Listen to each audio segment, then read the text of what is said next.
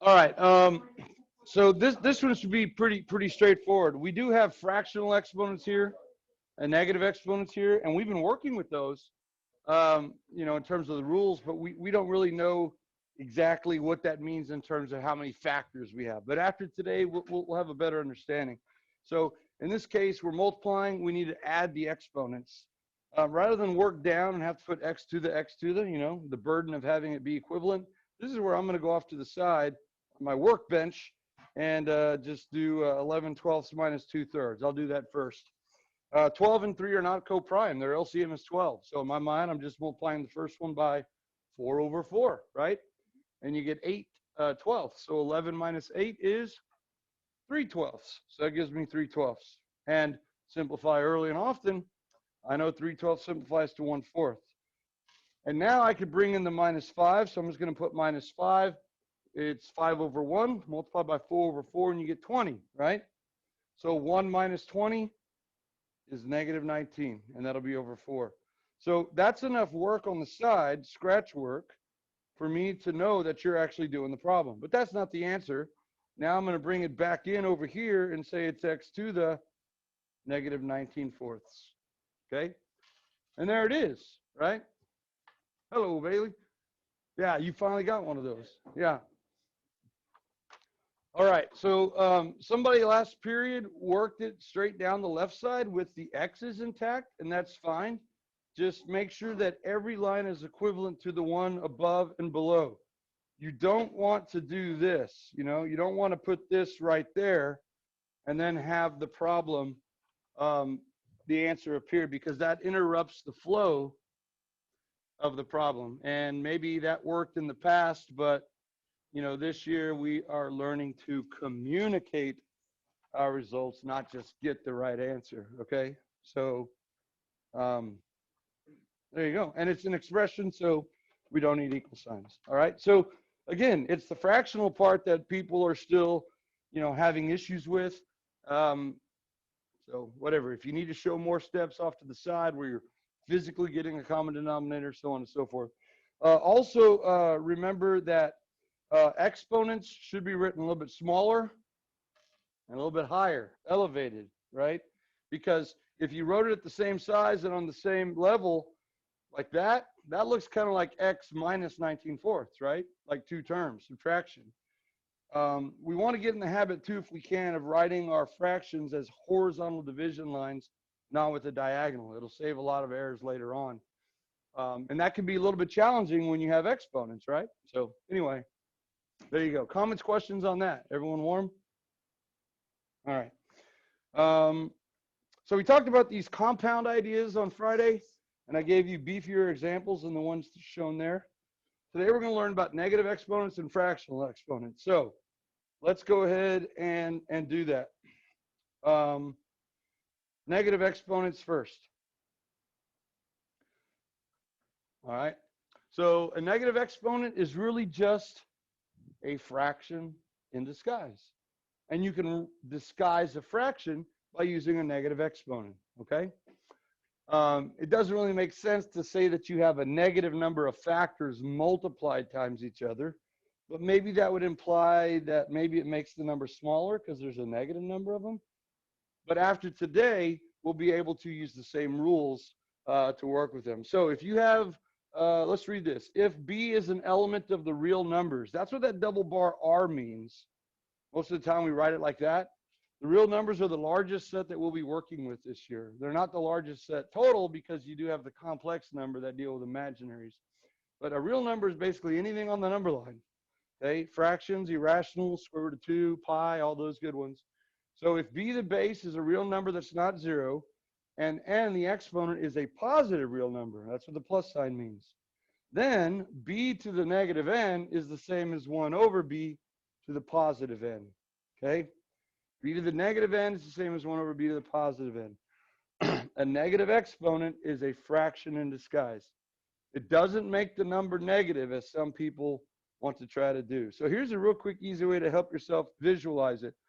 If you put that over 1, you can say, hey, I have a factor with a negative exponent. I could bring that factor to the other side of the fraction, as long as I change the sign of the exponent, okay? Or if you have a factor in the denominator and you want to bring it to the top, that's fine.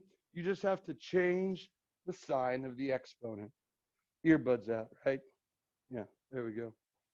So it doesn't matter if you're bringing a factor from high to low or low to high. Yeah, I shouldn't have to remind you. I'm recording right now. I'm not listening to the music. It shouldn't matter if you bring a factor from high to low or low to high or high to low or low to high. It doesn't matter as long as you change the sign of the exponent. And it doesn't matter if the exponent starts positive, it becomes negative then when you do that. It doesn't matter if it starts negative, it becomes positive, right? That's it, okay? So let's try out these rules. Here we go. Example 2, 2 over x to the negative fourth. All right, that is a factor in the denominator. It has a negative exponent. I am going to red rover, let x to the negative fourth come on over. And that becomes 2 times x to the positive fourth. That's it. That's it. It's that easy. Wow. Okay. That brings the x from the bottom to the top. And that makes it a little more simplified because of 2 things, I would say.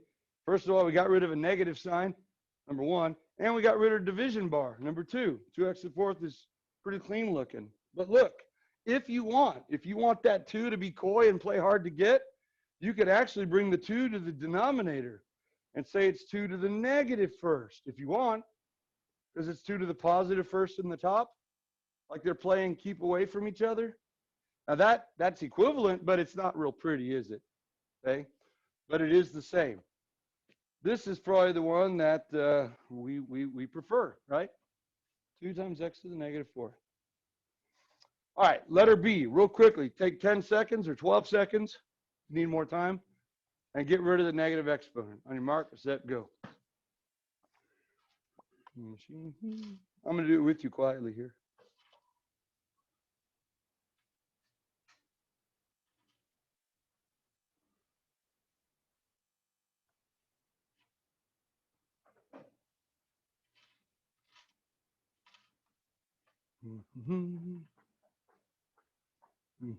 Oh, yeah. Okay. Okay. Oh, okay. Some of y'all are doing it one way. Some of y'all are doing it another one way. That negative 2 is associated with which exponent? I mean, which base? The 3 or the x or both? The x. What's the exponent on the 3? A 1. So that should become 3 over x to the positive 2.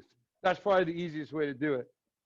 Now, again, if you want to bring the 3 to the bottom, you can.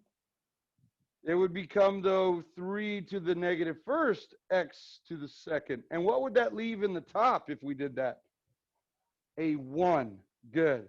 Because that's really like a 1 times 3. Now, that looks kind of gross and ugly. So just to show you that it's possible, right? But then we're not going to do it, right? I could slam dunk a basketball on a 10-foot rim, but I don't have to show you that I can do it because you know that I can. I don't have to prove it. You can too, yeah. I believe that one. All right. Okay. Letter C. What is the negative 2 associated with now? What base? The 3x quantity. Yeah, so if you put that over 1, you bring the whole thing to the bottom. It's now 1 over the quantity 3x squared. Big difference, right? We know now the importance of having parentheses versus not having parentheses. So that takes care of getting rid of the negative exponent. Can we simplify it even more? Well, maybe. If we can get rid of the parentheses, I would say that's pretty good. Remember the rule of exponents we talked about on Friday, the compound rules as I called them? That's really 3 to the first x to the first to the second power. So I can call that 3 squared x squared, which really makes it 9x squared, right? So 1 over 9x squared. And then we don't need the parentheses. So, yeah, 3x quantity to the negative second and 1 over 9x squared are exactly the same thing, as long as x not 0. Why can't x be 0?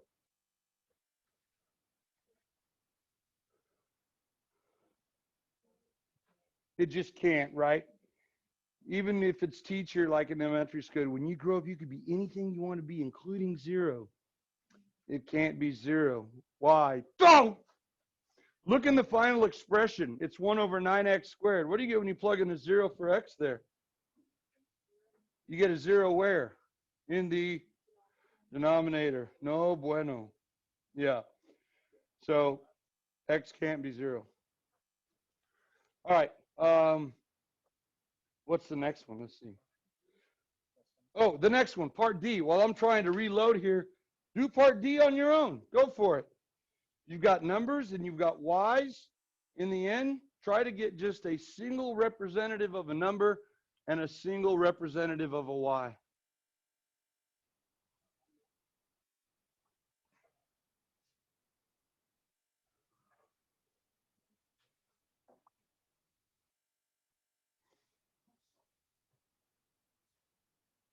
Inch by inch, it's a cinch. Work straight down. Everything's equivalent to what's above and below.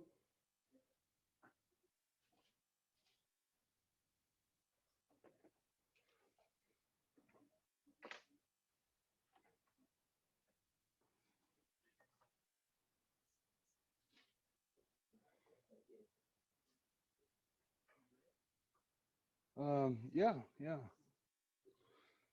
All right, the first thing you should probably notice is the you have a power raised to a power. So we can use the rule from last week that says you multiply those. So you working straight down. I would probably leave it as 4y cubed over 2y to the 8th power, right? And then you have the parentheses gone. When the parentheses are gone, you're tearing down walls. You can put things together. If you look at the numbers, you have a 4 in the top and the 2 in the bottom, right? That's 4 divided by 2. What's 4 divided by 2? 2. So you're left with the 2 in the top, 2 in the top. And then if you use the rules of exponents, there's a couple of ways you can clean that up. If you use the rule of exponents that we talked about last week, you would do y to the top exponent minus bottom exponent, right? Top exponent minus bottom exponent. That would be 3 minus 8. What's 3 minus 8? -5. Yeah. So you can write your answer as 2 times y to the -5th power. 2 times y to the -5th power.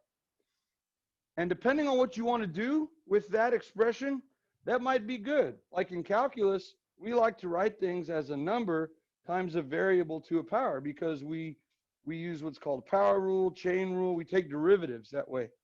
But in here right now, since we're practicing, let's be really skilled at getting rid of negative exponents and bringing them back if we want.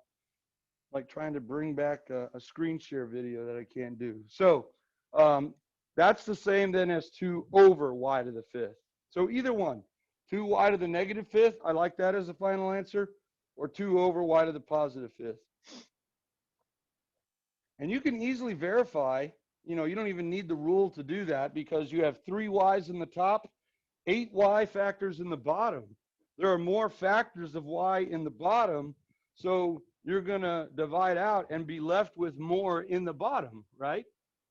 So you don't necessarily need to use the rule because the numbers are nice integers and they're manageable, but that's not always the case.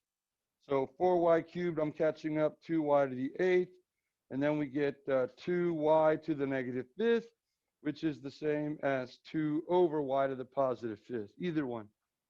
Okay, there you go. Comments, questions on that one? All right. So that takes care of a negative exponent. It's a fraction in disguise. It does not make the number negative. It doesn't, okay? All right, now fractional exponents. We've also been working with those. What are those? Well, same thing. Let's say if we have a real number base that's not 0, and now we have 2 positive real numbers, n and m, where n is not 0 because we can't divide by 0. Then b to the m divided by nth power. Now notice I wrote that on the diagonal. Let's go ahead and write that as this, m over n. Makes it a little bit easier to see top and bottom layers. What is a fractional exponent? Well, a fractional exponent is nothing more than a radical in disguise, okay? A square root, a cube root, a fifth root, whatever. It's a radical in disguise. So if you have b to the m divided by n's power, it's the same as the nth root of b to the m, or the quantity, the nth root of b to the mth power. And the only difference between these last two is the order of operations. The one on the left raises it to the mth power first, makes it bigger, and then takes the nth root, and the second one takes the nth root first, which makes it smaller, and then raises it to the mth power. The one on the left is a little bit nicer to write as a final answer, obviously, because it doesn't have parentheses. But just like multiplication and division have the same priority level, so do these. Now, here's an easy way to remember. We call this n right here on the radical, we call it the root index, or simply just the root. That makes it easy. The root index. Where do roots typically grow? Typically, in relation to the surface? Under, right? Underground. They grow downstairs, underground. The denominator of the fractional exponent, that is the one that's underground or under the division bar, is the root index. That should help you remember, right? Oh, underground, under the denominator. The denominator is the root index. And then the numerator, which is like m or m over 1, just stays in place, okay? Stays in place. So real quickly here, some of the more common ones are this, like the square root of x. We don't really need to write the square root, right? When you do the radical, you need to make sure you have that v there. What's the implied root index there when we have the square root? A 2. So that's the same as x to the 1/2. The cube root of x is the same as x to the 1/3, so on and so forth. The fourth root of x is x to the 1/4, et cetera, et cetera. Okay? Now, we don't think well in terms of fractional exponents. Like if we're evaluating something, it's probably better for us to put it in radical form, right? Radical form makes a really good way to present your final answer because it's cleaner looking. It makes a nicer gift.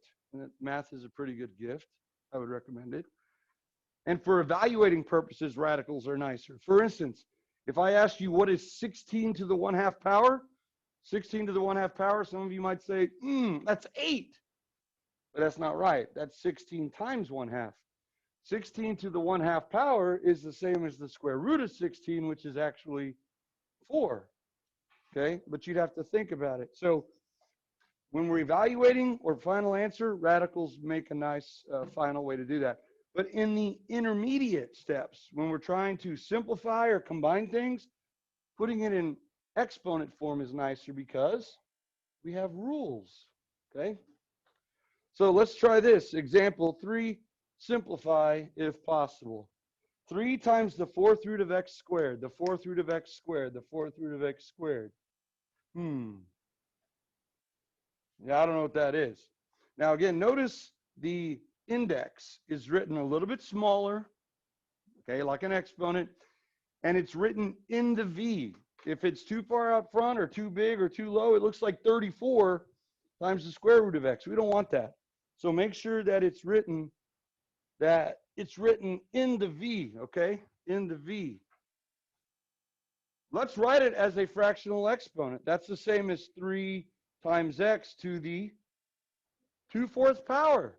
2/4 power. Oh, well, I know what to do now. Let's simplify 2 over 4. What does 2/4 simplify as? 1/2. Yes. So 3x to the 1/2, that might be a nice way to stop, especially if we're in calculus, because now we could take what's called the derivative. It's a coefficient times the power of x. But let's go ahead and put it back in radical form. Okay, it started in radical form. It should end up in radical form. That's the same as the square root of what? 3x or just the x? Just the x. Good. Square root of x. X to the 1/2 is the square root of x. X to the 1/2 is square root of x. Square root of x is x to the 1/2. Right? There you go. So taking the square root of the number is the same as taking the 4th root of that number squared. Who knew? I only knew because we did this last period. It's the only reason I knew. But now y'all know because of math. Yeah. All right, let's look at B. Letter B has a radical in it, but no variables. So this is a number. It's equivalent to something. And we have the square root of 2 to the 5th. You maybe learned to simplify radicals in Algebra 2. So let's kind of review. First of all, 2 to the 5th is equal to 32. That's a real common power of 2 that you might want to just memorize. It shows up often enough, you don't want to have to compute it. 2 to the 5th is 32. So if I ask you what the square root of 32 is, which is the same as the square root of 2 to the 5th, you know that it's not a perfect square, is it? 32. It's not a perfect square. But you can simplify radicals if it has a factor that is a perfect square. And some of you might know what it is. Oh, there's a factor of 4 that's a perfect square. And there's also a factor of 4 that's a perfect square. Why did I say it twice? Because there's 2 of them. Yeah. In fact, there's a perfect square factor of 16. So if you know that 32 is 16 times 2, you know the square root of 32 is 4 square root of 2, right? And maybe you know, but here's a quick, fast, and dare I say fun way to simplify any radical, okay? You need the prime factorization of that number. Now we know 32 is 2 to the 5th, but I'm going to go ahead and do what's called a factor tree. You could also do upside down birthday cake. 32, that's 2 times 16, that's 2 times 8, that's 2 times 4, that's 2 times 2, right? Factor tree. I like factor trees more than birthday cake because birthday cake makes you fat and trees put oxygen back into the room. Yeah. So there it is, 2 to the 5th. Now, watch this. It doesn't matter if it's a square root or a cube root or a 10th root. The root index, which here is implied to be a 2, think of that as being the price to break out of jail. Not to get into the club, right? Club radical. That'd be a good club. You're in jail and you're trying to get out so that you could do math and go to club radical. It takes 2 factors of one type on the inside to become one representative factor of that type on the outside. So because it's the square root, I have a pair of 2's right there. So there's a pair of 2's, only one of them gets out. The other 2 is collateral damage. Sorry. There's another pair of 2's, so another factor gets out. The other one, who knows, gets recaptured. And then that last dude doesn't pair up, so he has to stay on the inside. Okay? Anything that doesn't pair up has to stay on the inside and gets multiplied together. Anything that makes its way out gets multiplied on the outside. That's a quick, fast, fun, as I said, way to simplify any radical, regardless of how big the number is on the inside, the radicand, or the root index. It could be like 5, okay? So that's the same as 4 square root of 2, okay? So I now have 4 over 5 times 4 square root of 2. Well, at this point, there's a couple of things you could do. You're at a fork in the road. And as Yogi Berra said, when you get to a fork in the road, take it. Speaking of take position. Okay, I know whose it is then. When you get to a fork in the road, take it. Right? It might help you complete your silverware set. My daughter's middle school teacher said, hey, when you get to this point, just multiply across everything in the top, multiply across everything in the bottom, and then simplify from high to low. Stay. And when she'd come home and I'd try to help her, I'd be like, no, don't do that. You want to make sure that you look for common factors first and divide them out, because that way you keep your numbers small and manageable, and you always want to look to divide before you multiply. And she's like, no, that's not what my teacher said. And I'm like, well, here, I don't. And she's like, she's a people pleaser, you know. So she wanted to make her teacher happy. So you can multiply 5 times 4 and get 20 and then simplify. But why do that when it's already partially factored? In general, you always want to do this. I don't care what your middle school teacher said, right? Multiplication always before division, because that's how PEMDAS is spelled, right? You're at an older, wiser state in your life where you want to start coming up with nuances, strategies, especially without a calculator. If you're evaluating a number, look to go small before you go big. There's 2 reasons for that. If you can keep the number small, you're keeping them manageable, right? The second reason is you get to finish big, right? Instead of starting big. So look to subtract before you add. Look to divide before you multiply. Look to take a square root before you square, right? So in this case, what happens with the 4s?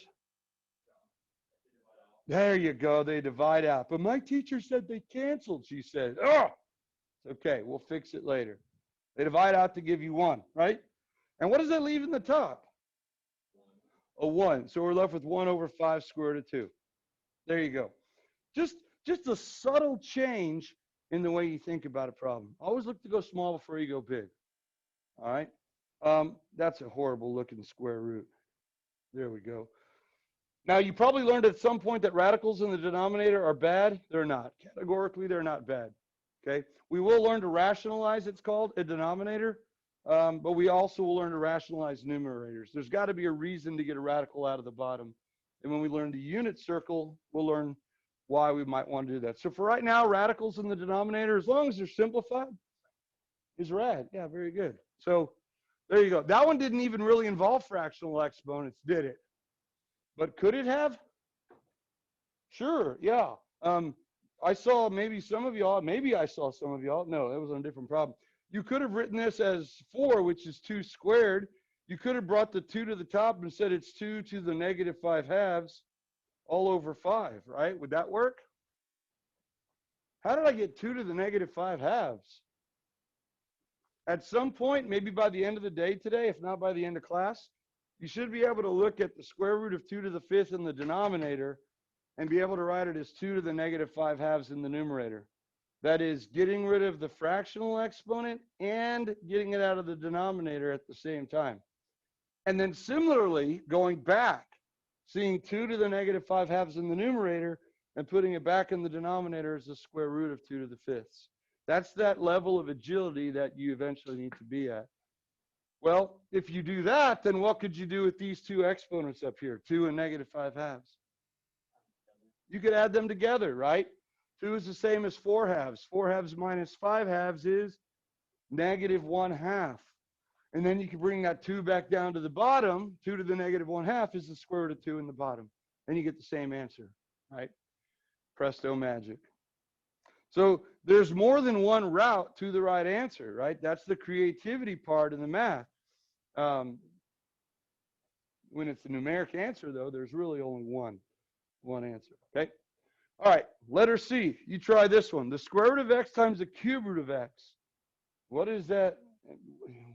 That's the same as what? Go, try it.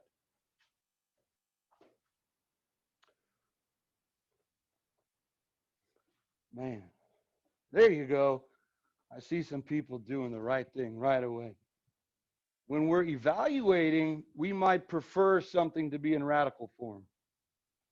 But if we're trying to combine, we might want to put the exponents in fractional form instead of radicals, because then we can use the rules of exponents.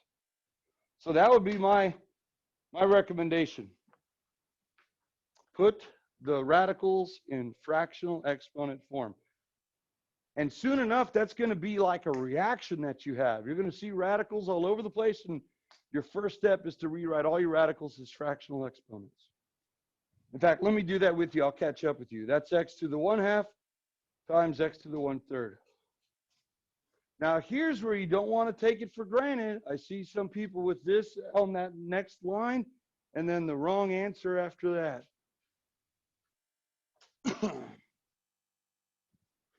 When you're multiplying and the bases are the same, what do we do with the exponents? We add them. So that's 1/2 plus 1/3. Ooh, is that 1/6? No, that's when you multiply the exponents. Let's do this in our head. 2 and 3 are co-prime, so this is a good chance for crisscross applesauce. 1 times 3 is 3, plus 1 times 2 is 2. 3 plus 2 is 5 over 2 times 3 is 6. So 1/2 plus 1/3 is 5/6. And if you need to do that off to the side, that's where you do it, on das Workenbändchen. Now, again, that could be a fine final answer, depending on what you want to do with it. But let's go ahead and get in the habit of playing with that answer at the end. so that we can pick out answers out of a lineup, right?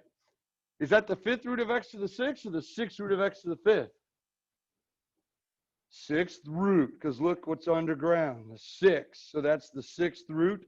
I always write the root first when I'm putting in a radical form to make sure you trap him in the v, okay? The 6th root of x to the 5th. There you go. Butamus, butamus, butamus. Every line is equivalent to the one above and below. Okay. Butamus is a Cajun word for beautiful. A lot of Cajuns in Texas right now, right? Fleeing Hurricane Ida. Your dad is Cajun? No, my dad got sent down to. Oh, to help with evacuation? He got sent like this early in the morning. He thought he was living yesterday. Is he in the military or is he? He's retired Marine, but he's Oh. still within like bases. Nice. He's not an ex-Marine. He's a former Marine, a retired Marine. Yeah, don't ever, especially around your dad, say he's an ex-Marine. They don't like that. Okay. If you say that around your dad, he might react like I did when my daughter said, "No, we multiply straight across." Right? You don't like to hear that. Well, that's good. I'm glad your dad's down there helping. Hey, look at this monster. Not all monsters are to fear, right? Elmo's considered a monster. This is like Tickle Me Elmo, right? Kind of creepy. All right. Here's what you want to do. It's one term. Let's go ahead and get rid of the exponents, or I'm sorry, the radicals by writing them as fractional exponents.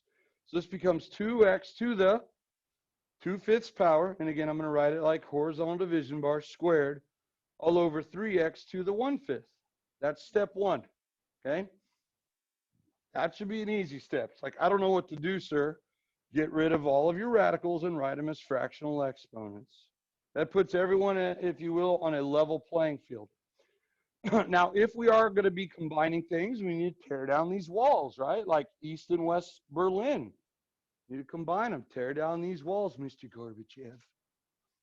What do I do with that 2 on the outside? I have to distribute it. So I'm going to put a little target right here to myself on that 2. So it becomes 2 squared, which is 4. I'm going to go ahead and write it as a 4. X to the 2/5 times 2 is 4/5. All over 3x to the 1/5. Now, if you notice, I'm kind of running out of room. But my exponents are still smaller, and they're still elevated. And now I'm going to come over here with a new column. If you look at your numbers first, 4 and 3 are co-prime. So in calculus, we like to write it as 4/3, the number, times the power of x. So let's go ahead and do that as well. If I use the rule, I'm not just going to say, oh, there's 8 factors in the bottom and 3 in the top, so I end up with y to the 5th in the bottom, like we did earlier. I have 4/5. Did I do that right? 2/5. Yeah, 4/5. 2/5. Is this x to the 1/5? I kept thinking about the storm now that's happening right now. And I have this unsettling feeling. Look what I did here. Sometimes I make careless mistakes on purpose, and sometimes they're on accident. Is x to the 1/5 the same as the square root of x to the 5th? Did y'all catch that earlier? And you're just like, well, he's the teacher. Yeah, no, speak up. No, that's wrong. Okay, it should be x to the what?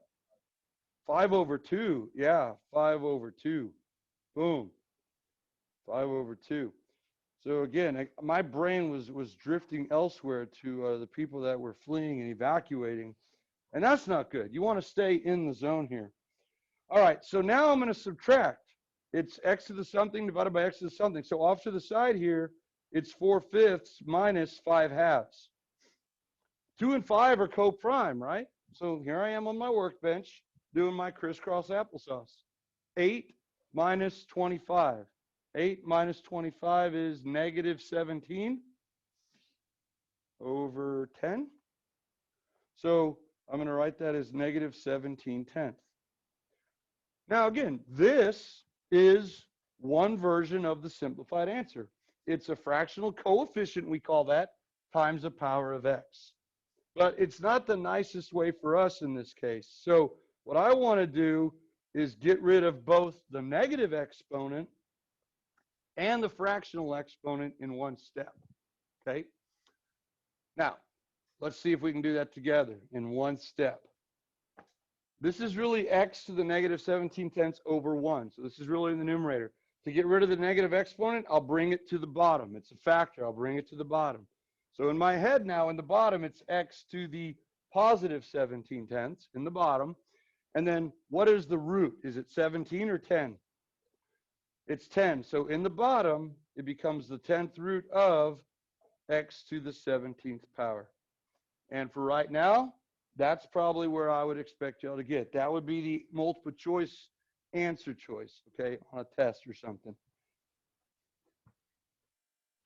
We use the rule of exponents here, subtracting the top from the bottom, because it's not intuitive, like 3 in the top and 8 in the bottom. But the rule still works, okay? Fantastic.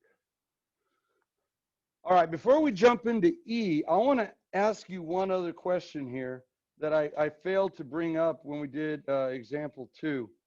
But this is a good time because you kind of already forgot about example 2. If I have 2 plus x to the negative second over, let's say, 5, go ahead and get rid of that negative exponent. See if you could do it. Get rid of that negative exponent.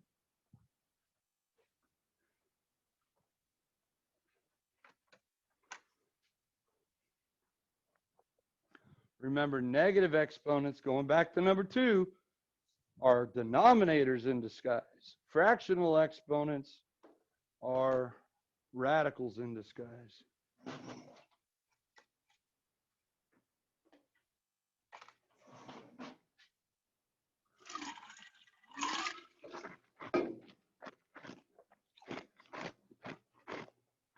Hmm. 5 minus. I've dug a pit in the ground and I've put spikes in it and I've covered it with like palm fronds. And some of y'all have walked right into the trap. You've all avoided the spikes though, luckily. Whew.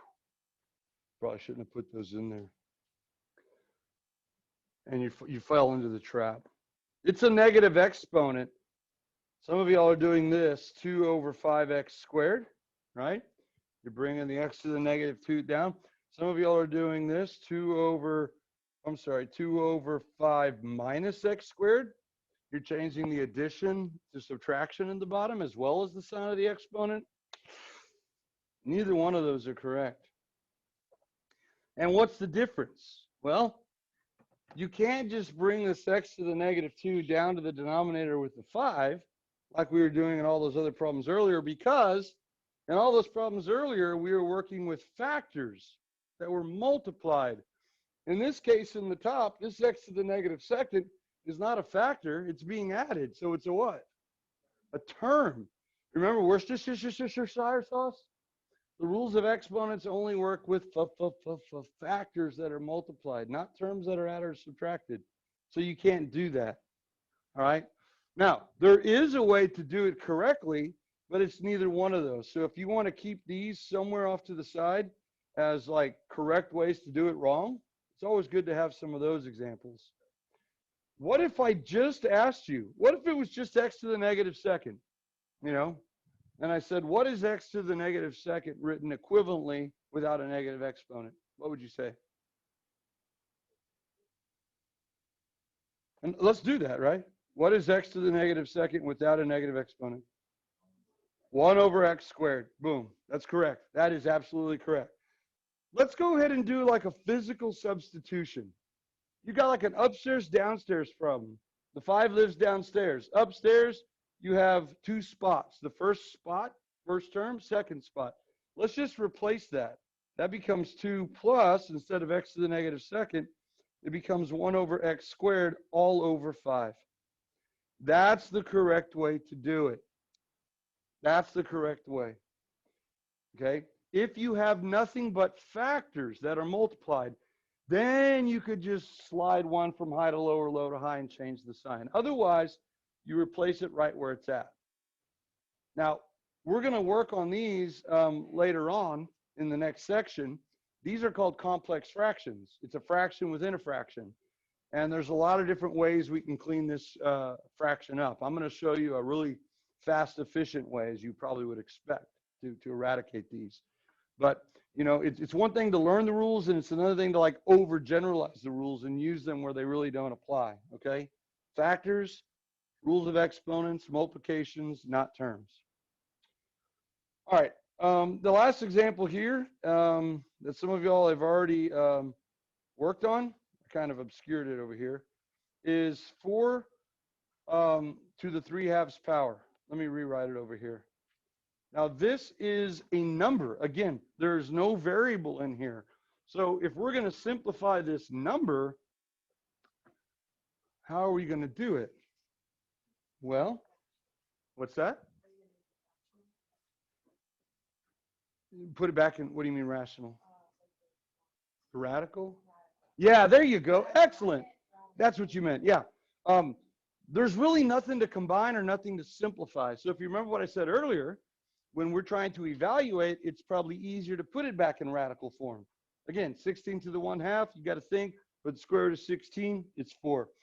Now, multiplication is commutative, right? Which means A times B is B times A. So watch, I want you to pay attention carefully. This will kind of drive a point home. There's 2 different routes we could take here. We could say 4 to the 3/2 is 4 to the 3rd times 1/2, or it's 4 to the 1/2 times 3. Would you agree? 1/2 times 3 is 3 times 1/2. It's the same thing. They're both equal to 3/2. Now, using that rule that we did last time in reverse, that means we can write this as 4 cubed to the 1/2 power, or 4 to the 1/2 power cubed. Now, the difference is the order of operations, right? If you do it the first way, 4 cubed, what is 4 cubed? Oh, God, we've got to make that number big. Let's see, 4 times 4 is 16, and 16 times 2 is 32. Someone last period had 32. And I'm like, that's not 4 cubed. That's 4 squared times 2, right? What is 4 cubed? 64. 4 times 4 is 16. 16 times 4 is 64. So this becomes 64, which is still a relatively small number, but it's big. And then 64 to the 1/2, that's not 32. That's the square root of 64, which is what? 8. So that was, we could still do it that way. But imagine if the number got like bigger than 64, like in the hundreds, like, right? But look what happens when we do it this way. Just by switching the order of operations and making the number smaller first.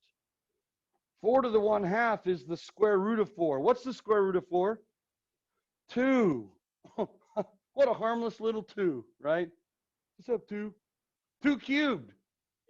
8. Wow. We got the same answer, right? It looks like it, right? Yeah.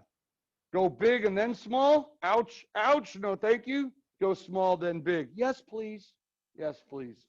All day long. Okay? Strategy. Size up the problem. Don't just jump in reflexively and do it.